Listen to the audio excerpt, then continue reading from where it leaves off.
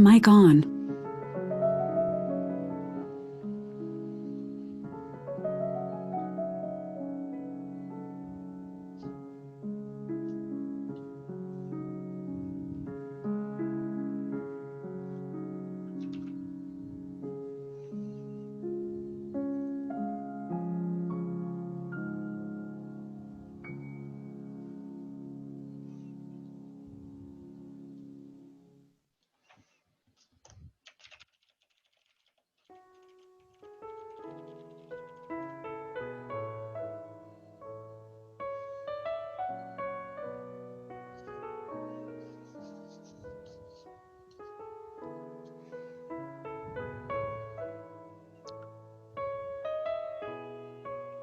To the student asking about my dog, yes, that is my dog. Her name is Jenny, and she is a Australian Shepherd.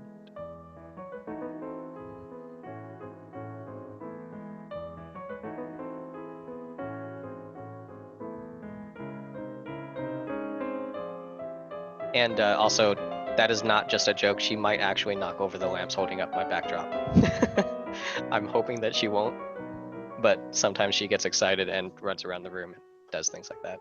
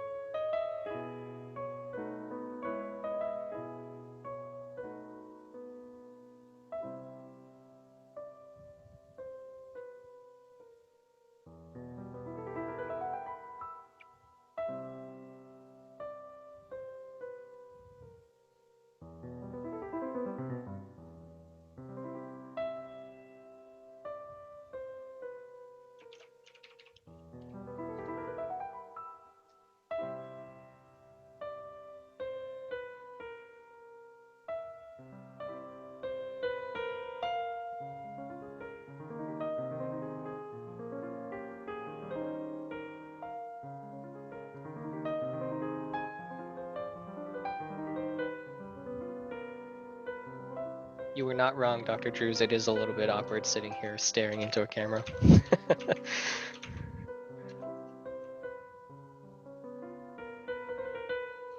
Right? It takes a little bit of getting used to. Yeah.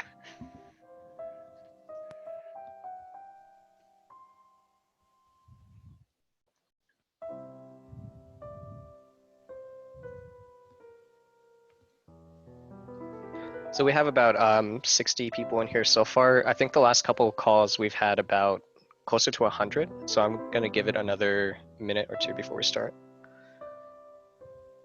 But I think this might be it because it is Friday.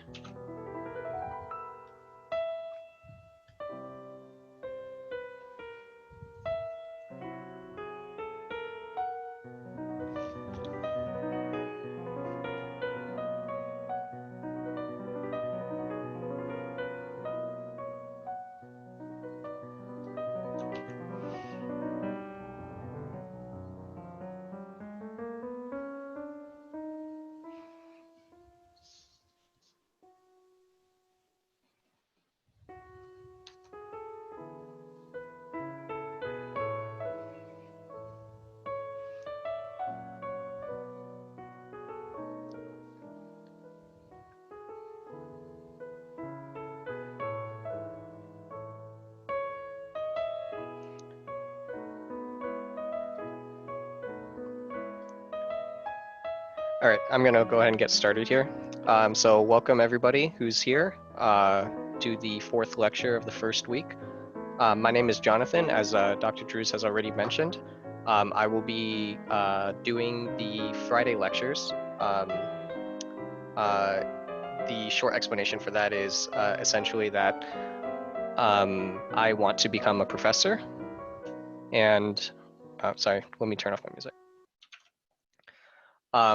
The course that I'm taking under the tutelage of Dr. Drews is essentially a class where I can shadow him as a professor, and because of him, I'm allowed to do these lectures. A little bit about myself: I am a graduate student currently doing a PhD with Dr. Todd Pascal. If any of you guys know him, you may or may not. I don't think he teaches any of the lower div courses, but he does computational simulations of molecules and molecular dynamic simulations. So it's not exactly really related to chemical engineering, generally speaking. However, I did my undergraduate and my master's in chemical engineering, and was a student of Dr. Drews in undergrad. So with that out of the way, a couple things I wanted to take care of at the beginning on the sort of technical side of things. I am sort of getting used to doing Zoom lectures. This is actually my first lecture, so bear with me through any of the technical difficulties that may occur. And already I'm starting to see or starting to have issues with sort of dealing when managing the chat while uh, doing the lecture itself and presenting my screen as is. So if you have any questions throughout, you can always message me.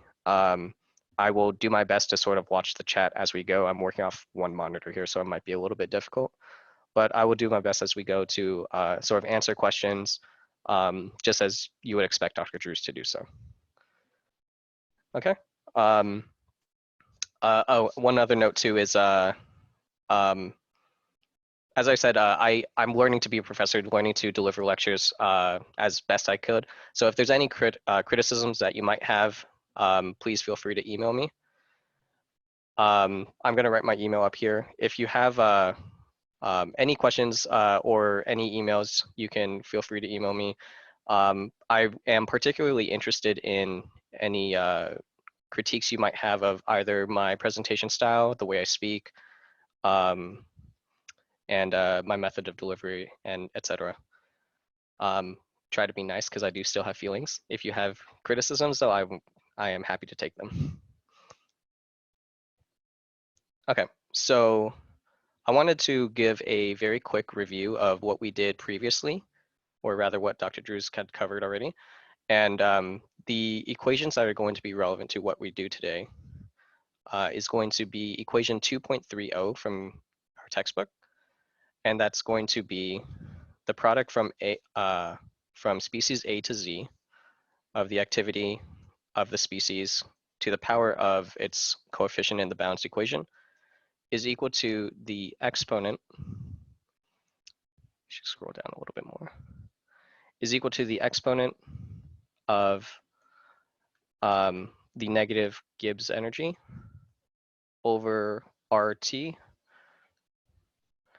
This is equal to, as we discussed last period, was equal to Ka, which is approximated by K naught times K1, which itself is equal to KSC, or where SC stands for shortcut. This equation as a whole is going to be generally important to our discussion today and likely the next lecture period on Monday. So what we're going to be doing today is I have a couple examples prepared, but we're going to mainly be focusing on the right side of the equation. And if we have time, I'll have some discussion about the left side of the equation. But mainly we'll be focusing on the right side. So a couple other important equations I'm going to write down here. There's going to be equation 2.24, again from your textbook, is going to give us K naught is equal to exponential of the negative Gibbs energy at a given temperature divided by RTR. As a reminder here, TR is equal to the standard temperature and pressure based on our appendix in the back, which is going to be 298.15. And R is, of course, the gas constant. In the examples I'm going to be doing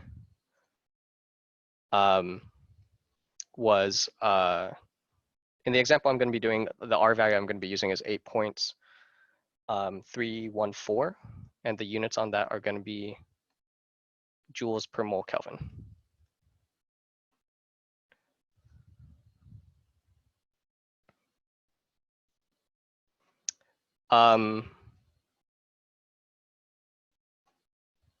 So question, I thought the exponential part was just for K naught.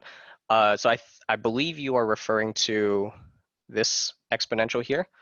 Now, this this is the equation. This is equation 2.30 from your book. So this exponential of the Gibbs energy over RT is similar to the K naught equation, but the K naught equation, the difference here is that this is, I believe this is the total Gibbs free energy, whereas this is this Gibbs free energy is at the particular temperature that we're working in. Keep in mind that K naught times K1 is is an approximation of the exponential equation that you were referring to. So because we are approximating it as K1 times K naught, that takes into effect the assumptions we're making, which is constant temperature and pressure and whatnot.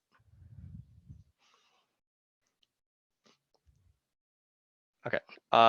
So moving on, the where was I? Okay, and so we have another equation here, which is going to be equation 2.25, where K1 is equal to exponential of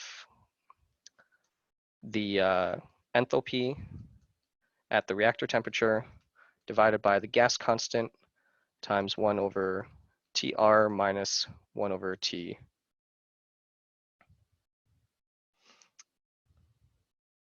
What does the R in TR stand for?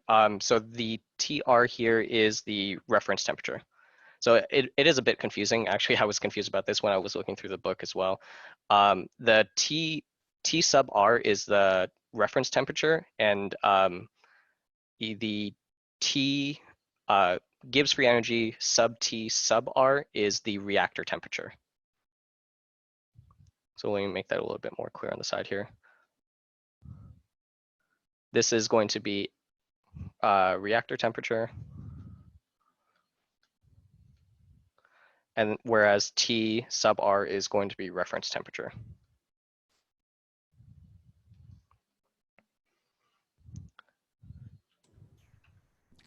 Sorry to butt in, John, but the delta G sub TR is the Gibbs energy evaluated at the reference temperature. Oh, sorry. Reference temperature.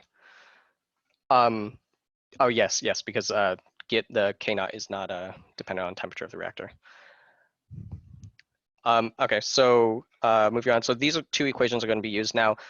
In order to actually use these equations, we're going to need a couple more equations that are based on equation 2.20, and they are going to be the delta G TR is equal to the summation of nu sub I delta Gibbs of formation for species I. And then in addition to that, we're going to use the enthalpy form of that equation, which is going to be delta H TR is equal to the summation of the species times their respective enthalpy of formation.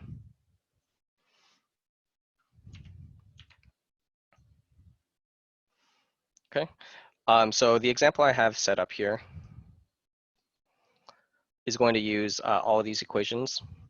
And essentially, we're going to be asked to find KSC at 500 degrees Celsius for the equation N2 plus 3H2, giving us 2 ammonia, NH3. Now, if you're unfamiliar with this equation, it is a relatively important equation called the Haber process. It's essentially, it's interesting because it's my favorite reaction, but it's the reaction that's responsible by and large for the massive population production we've had over the last century. Essentially what this does is, or allows us to do, is create mass amounts of fertilizer and therefore generate mass amounts of produce and food. But in any case, so in order to do this, the first thing we want to do, as usual, is want to make our species table. And so in this case, we have nitrogen, hydrogen, and ammonia, and each of their respective coefficients. As a reminder too, all of the reactants on the left side of the equation, their coefficients will be negative. So -1 for nitrogen, -3 for hydrogen, and +2 for ammonia. And then we're going to need to look into our appendix to determine the Gibbs free energy of formation and the enthalpy of formation for each of these substances. Now, if you may recall from previous lecture, and as well as I think we covered this in CENG 100, the Gibbs free energy of formation and enthalpy of formation for pure substances is going to be 0. So without even having to look back into our appendix, we can more or less say that this is going to be 0 and this is going to be 0. So really the only one we need to look into is the values for ammonia. And I'm going to switch real quick to our textbook to show you where it can be found as a reminder. It could be found in Appendix D, point 2 of your textbook. So it should be on screen now. Thumbs up if you see the textbook on screen. Okay. So here we have, we're looking at ammonia, so we're going to pull these values out. -45.9 and -16.4 for the enthalpy and Gibbs free energy, respectively.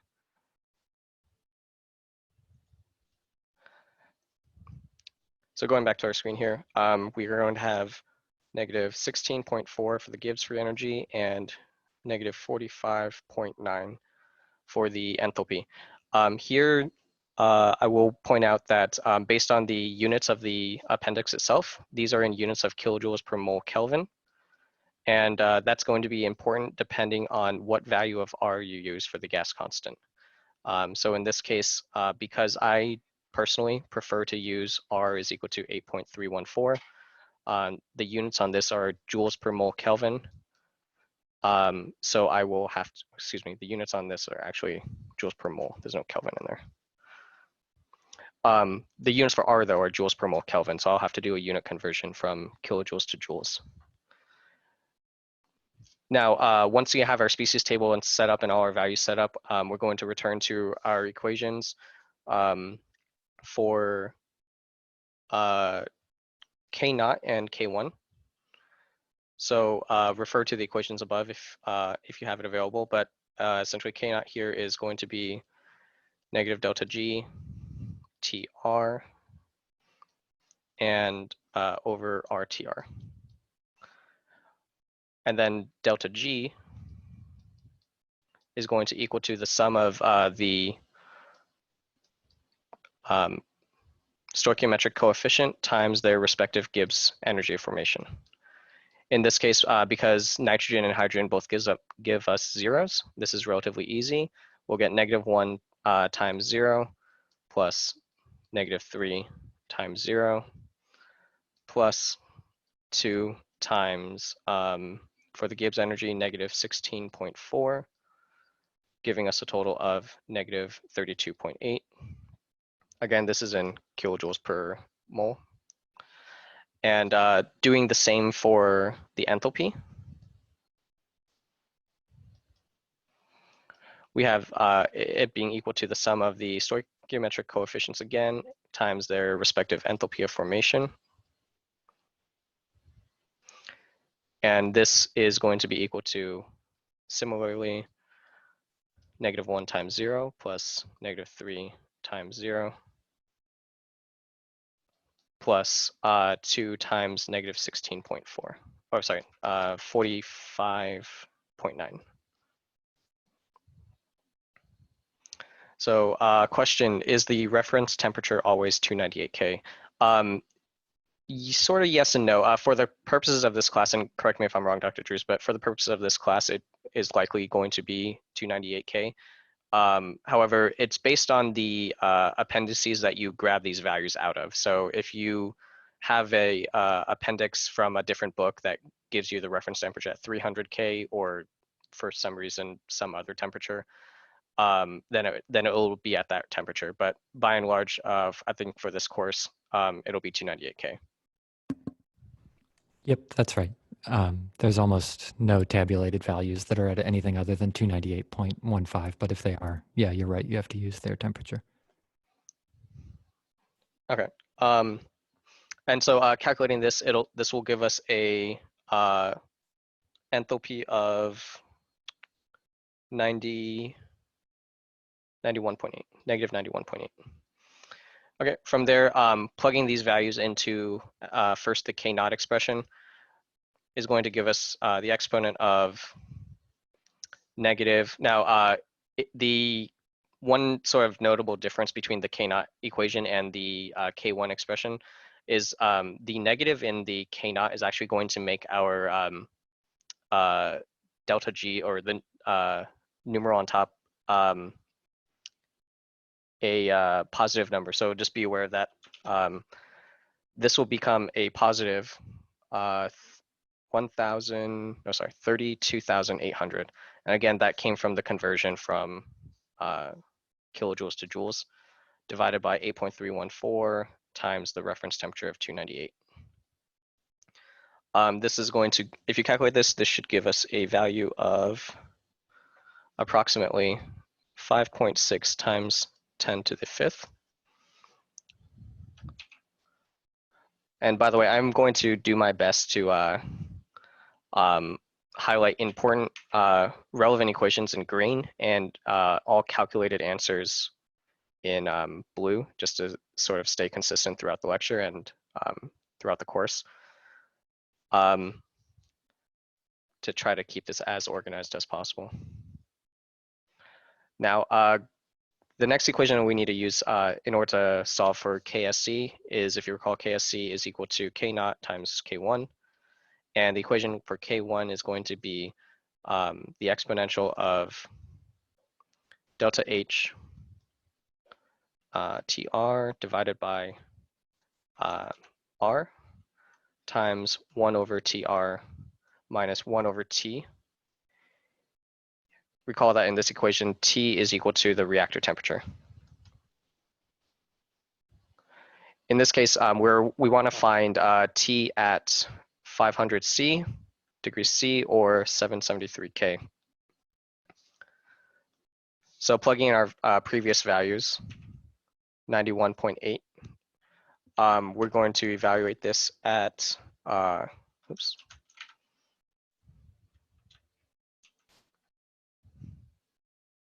That is correct. K values do not have units.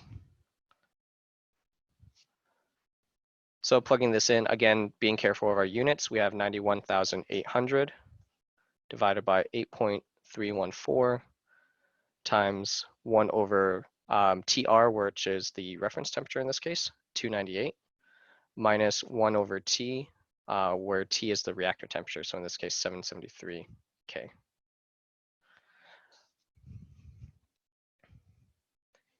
Evaluating this, you should get 7.33 times 10 to the negative 5.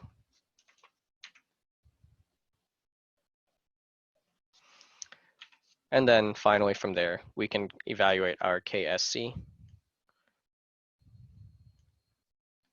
as the product of those two. So 5.6 times 10 to the 5th times 7.33 times 10 to the negative 5. And from that, you should get, oh, excuse me, I made a mistake here. The K1 is K1 is evaluated at 1.3. 1.3 times 10 to the negative 10. And then our final answer is going to be the 7.33.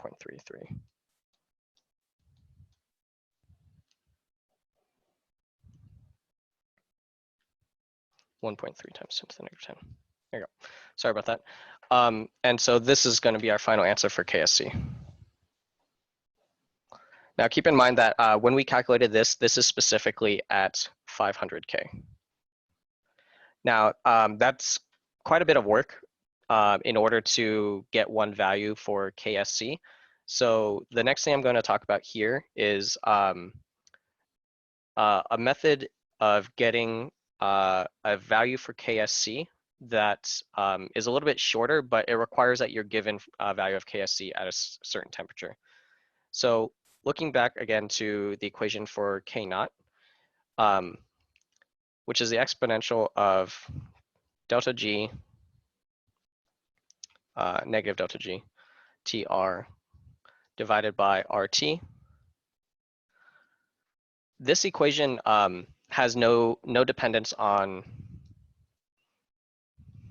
reactor temperature.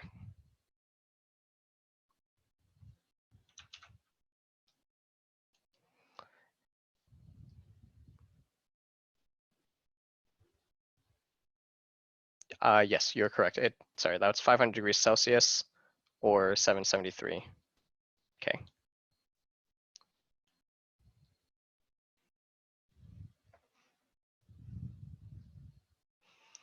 The example question is that answer from example 1 only for one specific pressure? Yes, the pressure is constant, so it's 101.325 bar. It's in a constant pressure system.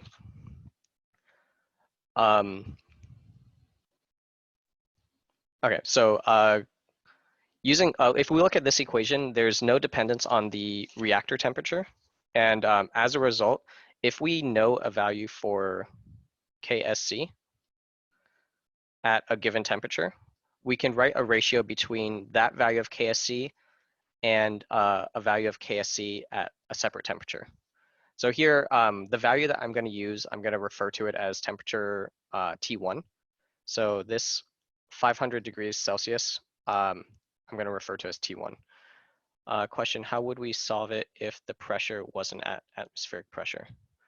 I believe we'll do that probably later in the course, because right now we're, our beginning assumption using the equation at the top, this equation highlighted in green, the assumption when we derive that equation is assuming a constant pressure system. Okay, so so because we know that the dependence of K naught is has no dependence on the reactor temperature, if we write a ratio of KSC temperature 2 and KSC temperature 1, given a value of KSC at a specific temperature, we can use that ratio to determine a second KSC value at a different temperature. So if we were to write this out, this becomes, and to answer your question a little bit further, we'll be covering pressure effects on Monday.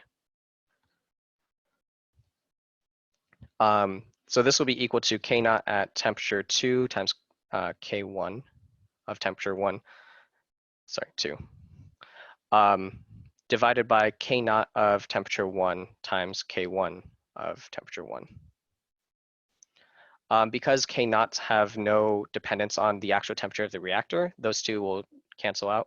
And then this will simplify to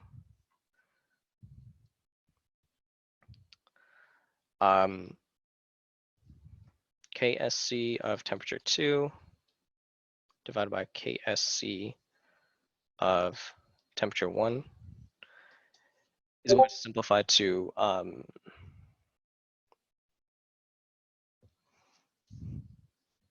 the exponential of delta H divided by R times 1 over T1 minus 1 over T2.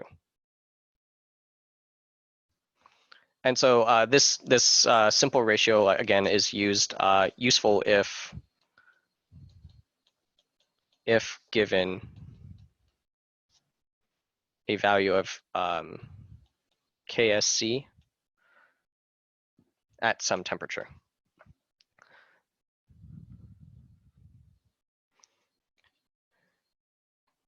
Okay. So I'm going to run through another example here. So example 2 is going to be similar thing. We're going to find KSC given, so find KSC at temperature 2 given KSC at temperature 1. By the way, this equation of the temperature relations, I believe, is equation 2.29 in your book.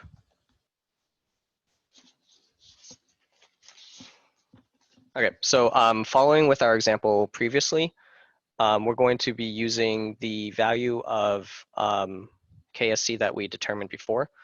So KSC of temperature 1 in this case is the value we had, which is 7.33 times 10 to the negative 5th.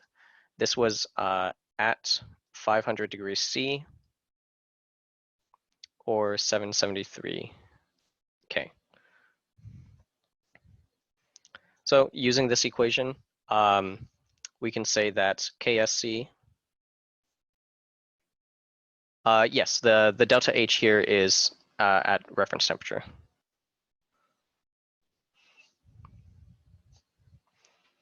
So KSC at temperature 2 divided by KSC at temperature 1 is going to be equal to, we already calculated the nice thing about this is we already calculated the delta H. So in this case, it's going to be, I believe it was 91,800 negative divided by 8.314 times 1 over T1. So in this case, T1 is the temperature we evaluated at in example 1. So this is going to be 773. Sorry, I didn't even tell you what temperature I wanted. So given T2 is equal to 800 degrees C or 1073 K. So in this case, when we plug that into the equation, we're going to get 1 over 1073 K.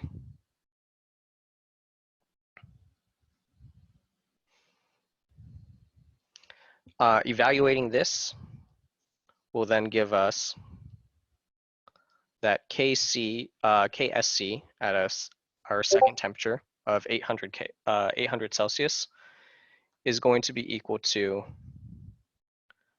1.35 times 10 to the negative 6. Now, sort of a nice sort of like self-check that you could do here, at least if you're familiar with some of the more common equations or chemical reactions, is that if you know that in the equation that we had in the beginning,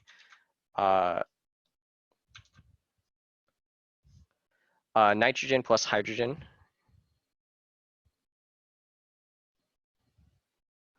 nitrogen plus hydrogen is going to give us NH3, 2NH3. If you are familiar enough with some of the more common chemical reactions, you might know that this is an exothermic reaction, and plus heat. It's an exothermic reaction, so it generates heat as a product, and you can sort of use this as a self-check where our original KSC, so KSC at temperature of 500 degrees C was equal to 7.33 times 10 to the negative 5th. And our new one is equal to 1.35 times 10 to the negative 6.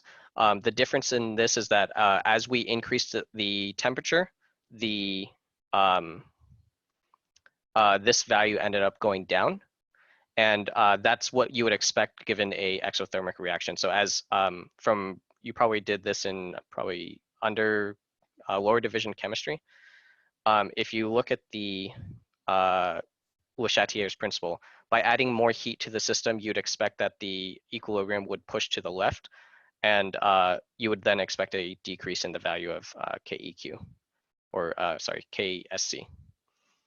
That's just a way that you can check that your values are correct. A lot of the calculations in this, as I was working out these examples, get a little bit messy, especially if you're just working on a scientific calculator. So that's just a sanity check that you can make use of. Okay.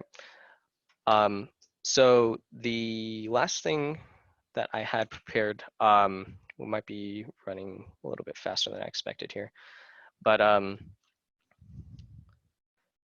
I'll be pulling up a page from the book in a minute here.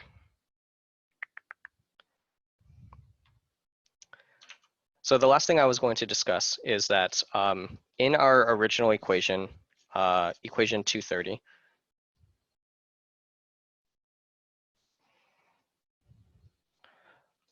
the product of all your species A through Z of the activity levels I through nu I is equal to the exponent negative Gibbs energy divided by RT. So in this equation, we largely so far only dealt with the right side of the equation. But very briefly, I wanted to talk about the other side here. So on the left side of the equation, we're taking the product of the activity levels to the with the stoichiometric coefficients as an exponent. So in your textbook on, you should be able to see it on screen now. In your textbook, table 2.1, highlighted here, gives you a description of what the activities are given different states of matter. So in a system where everything is an ideal gas, if you're looking at the left side of this equation 2.3, you can use this substitution of P sub I divided by maybe to that question about my dog. The ideal gas could be defines activity level as P sub I over P, the standard pressure, in this case 101 kilopascals. And then if you have an aqueous solution, you can define the activity in terms of molal. And if you are in a pure liquid, you can use simply mole fractions. And if you are in solid substance, then you simply have an activity of 1. So one thing that I actually, in the preparation of this material, did not realize is that the example I had demonstrating the use of that table is actually uses the same chemical equation that Dr. Drews had in his textbook. So if real quickly, we'll just point this out through the values of the textbook. There's sort of one caveat to the usage of that table is that as you plug in the values of the activity, and actually let's just work this out in on the board. It'll be a little bit easier to see.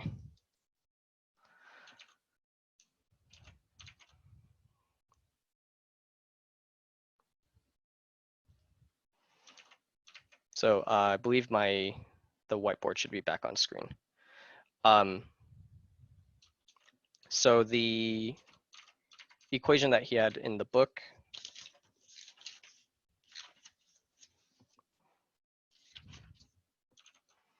is given as 1/2 N2 gaseous phase plus 3/2 H2 gaseous phase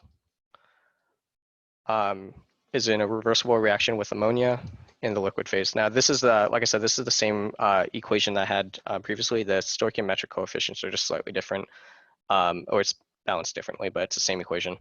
Now notice that in this case, the N and the H are in the gaseous phase, and the NH3 is in the liquid phase. I didn't mention this when I first gave the original example, but using the equations that we've gone over already, the point here is to say that if you're using the left side of equation 2.30, this one here, so long as you're consistent with the phase of your system, according to the table is 2.1, your answer should come out correct. Oops.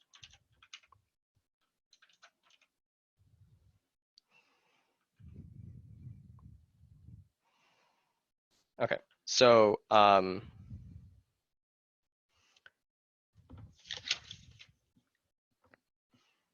so using that equation, we can define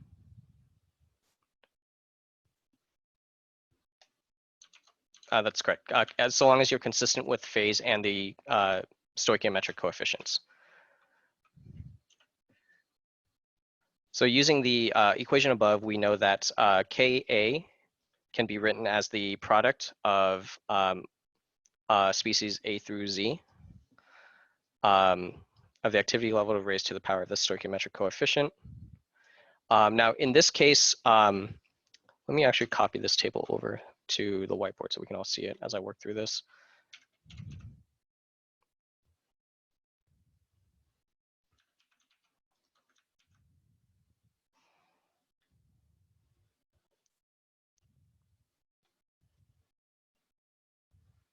Is that still legible to you guys, or is that a little too small?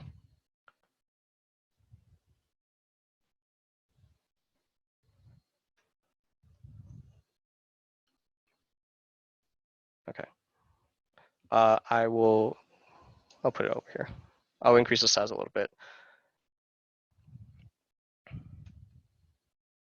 Okay, so using this equation and the table above, we can define the Ka in terms of the appropriate activity. Now, in this particular case, we know that when we raise each of the each chemical's activity level to their corresponding coefficient, in the case of the nitrogen and the hydrogen, because the stoichiometric coefficients are negatives, we would bring them down to the bottom of our expression here. So this is going to be a activity of NH3 divided by the activity of N2 and H2 raised to their corresponding coefficient. So 1/2 for the nitrogen, 3/2 for the hydrogen, and in this case, 1 for the ammonia. From there, again, using the table, because ammonia is in the liquid form, we're going to be using the expression for the liquid, which is simply going to be Xi. And that'll give us the molar concentration of NH3 as it's in the liquid form divided by the mole fraction. In this case, the mole fractions of the gaseous state of nitrogen and hydrogen will give us the expression here, Yi P over P standard temperature, standard pressure. Question is, do the exponents for the activity coefficients stay positive or negative when they are reactants? So if we were to write out our species table one more time, and just looking at the stoichiometric coefficients, this is N2, H2, and NH3. The corresponding stoichiometric coefficients for the equation as it's written is going to be -1/2 for the reactants, -3/2 for the H2 because it's also a reactant, and then a +1 for the ammonia. And that's why we get it in the denominator, just like that. So continuing on, because these are ideal gases, presumed to be ideal gases, we can write this as Yi or Yn2 to the 1/2 times YH2 to the 3/2. And again, this is, we're using the Y variable there because they're in the gaseous state. Okay. Now, sort of one caveat to this is that in this particular case, because we sort of have a mixture of a gas state on the reactant side and a liquid product, this excuse me, this value for P here, the P over 101.325K will remain in this equation. So we're going to have to multiply everything we have here by P, or excuse me, because it's in the denominator, 101.325 divided by P, where P is the pressure of the system. So question is, which table is this in the book? So this is table 2.1, and it's on page, table 2.1, and it's on page 60. Can't we use the stoichiometry from the last example in this, or do we have to leave the product's coefficient as 1? I believe so long as your equation is balanced, you'll be fine. And yes, the pressure here is squared, sorry. Yeah, it's going to be squared. Each of those pressure terms comes from each of the reactants in this case.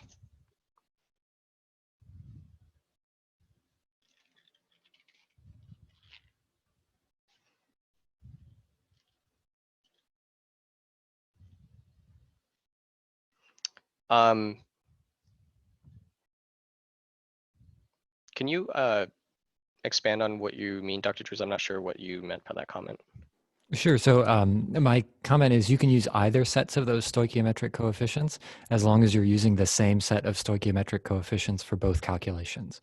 So for example, you couldn't use the KSC that you calculated in example 2 in this particular example because you've changed the coefficients.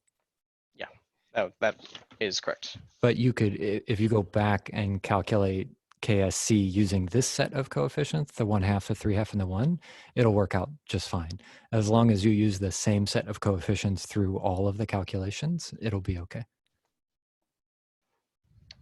Okay.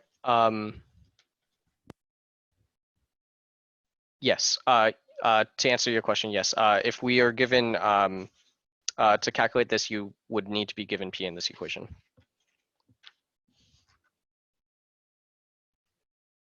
Okay. Are there any other questions? I'm not sure if I might have missed a question or two. So if I did, please feel free to send it again right now. I'm double checking.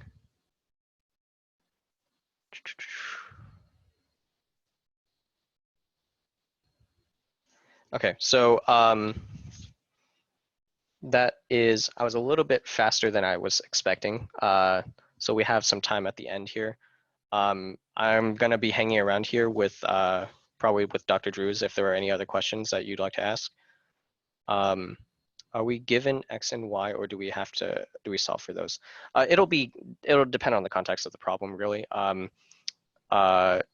I mean, once you get to the more advanced problems, you're probably gonna have to calculate for the molar fractions. In some cases, we might give it to you.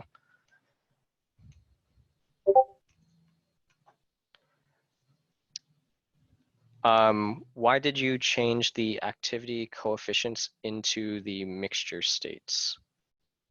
Can you be more specific in that question? I'm not sure what you're referring to.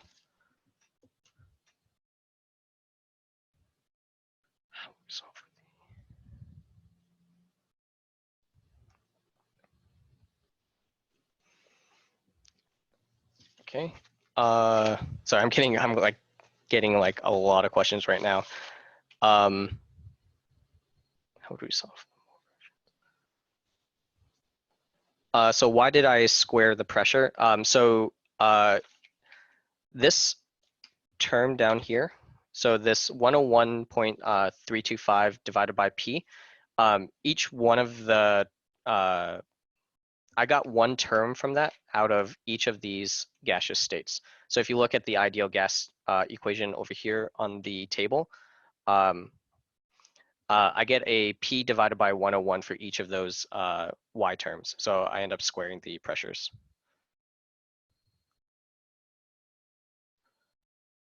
Are you just showing us that we're allowed to do this depending on the problem given to us? Yeah, so remember that this equation that we just worked with is, and let me back up a little bit and or highlight it. It's right here. Yeah, so this equation 2.30, what we just did is we were working with the left side of the equation. Remember that this whole thing is equal to Ka. So essentially, I'm giving you two methods of calculating it, using either the left side highlighted in blue or using the K0, K1 approximation.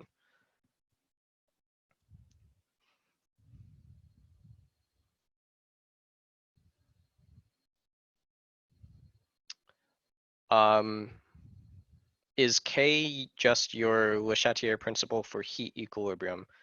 Is there anything more to it?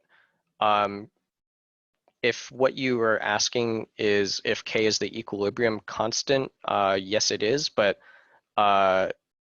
the method of calculation is, at least what we did in example 1 and 2 is probably different than what you did in your undergraduate chemistry course, because we're accounting for, I believe we're accounting for non-idealities in this calculation. Is that correct, Dr. Drews? Yeah, on the left-hand side. Yeah. Well, I guess Well, non-idealities to the extent that they're summarized in table 2.1. Do we use Raoult's law to solve for either x or y? Again, you could, but it'll probably just depend on the context of the problem.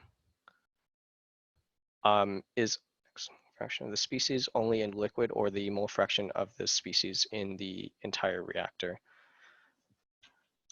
I believe x would be the mole fraction of the species.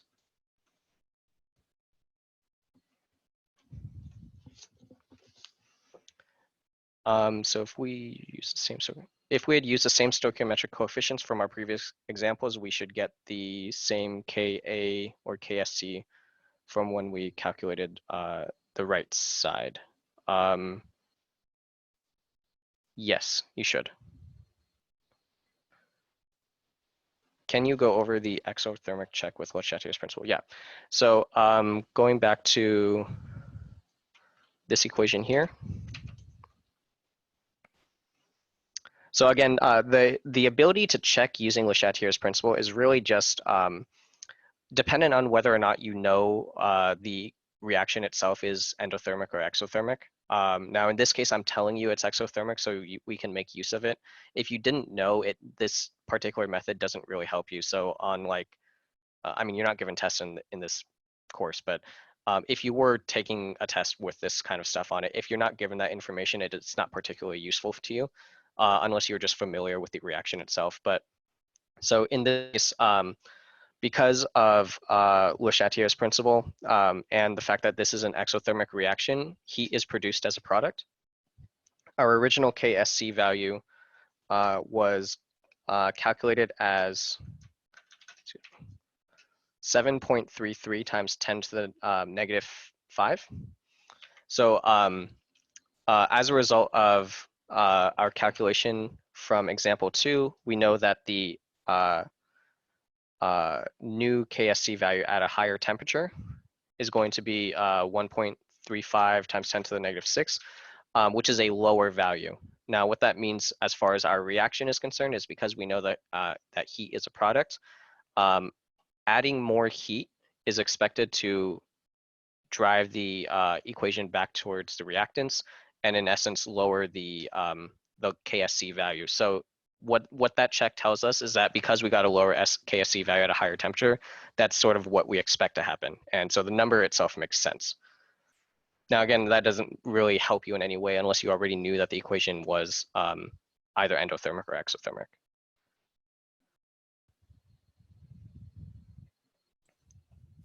Can I just follow up a second on that stoichiometry question that somebody asked?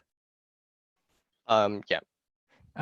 So I think the question was, will we get the same answer with different stoichiometry? What we're going to see on Monday and Wednesday is that those X's and Y's that are being calculated within that product of activities, those will end up being the same value regardless of what stoichiometry we get, or what stoichiometry we choose. However, some of the intermediate values like KSC, will change along the way if we change the stoichiometry. So if person A does the whole thing based on one set of stoichiometry and person B does the whole thing based on another stoichiometry, the intermediate values will be the same, but our answers in terms of what are the mole fractions, those will end up being the same, which is not exactly evident, admittedly, from any of the equations, but some of the intermediate values will be different.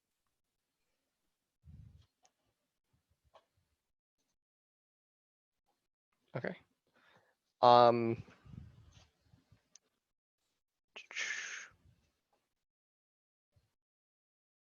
not seeing any other questions right now. Again, if I apologize if I missed your questions, because at the end there I got like spammed with 10 questions or so at the end.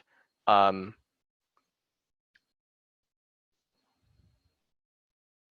here's one I missed. So is there a MATLAB code somehow with the functions of KSC incorporated already?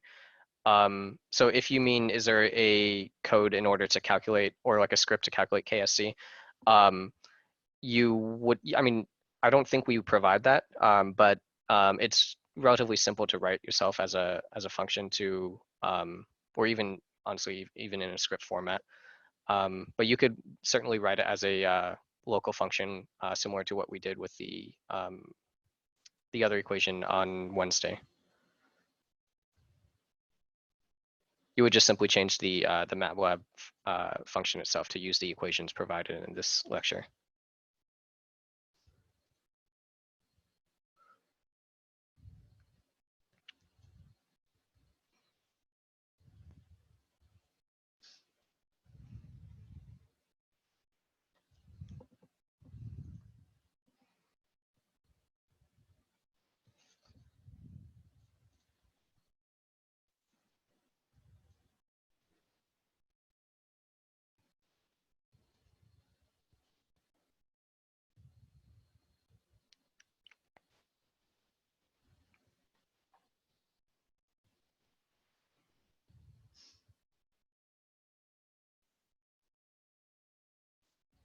Okay. Doesn't seem like there's any other questions. If again I missed your question, please feel free to send it again. But I'll still hang around for another 2 minutes or so, unless a lot of questions come in.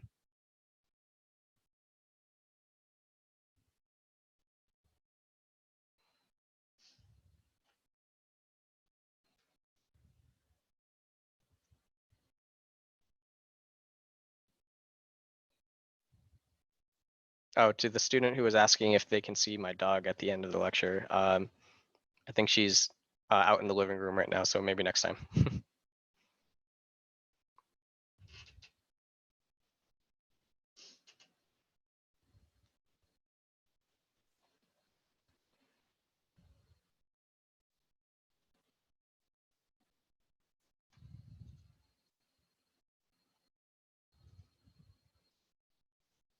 This is so uncomfortable, Dr. Drews.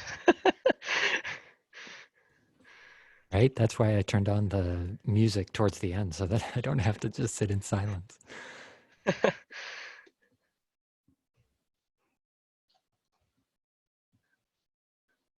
is not a bad idea.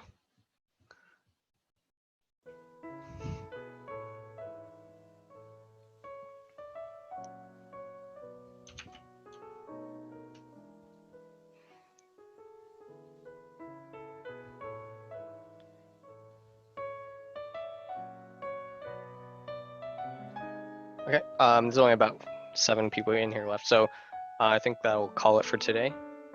If you guys have any other questions, feel free to email me.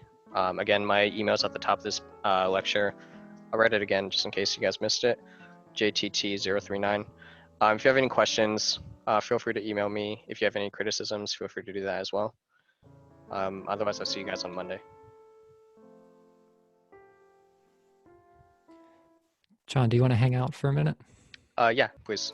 So I'm going to stop recording.